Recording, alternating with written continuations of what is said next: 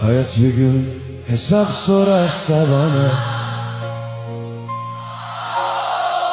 en büyük kaybın ne diye sorarsa,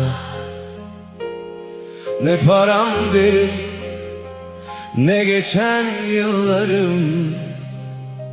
Ben en çok hak etmeyen insanlarda kaybettim kendimi.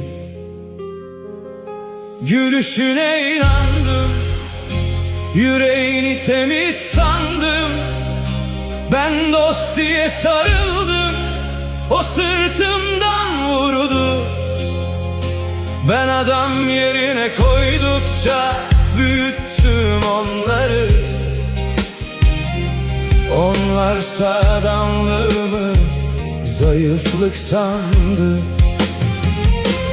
Ben yarama merhem olsunlar dedim, yaramın ta kendisi.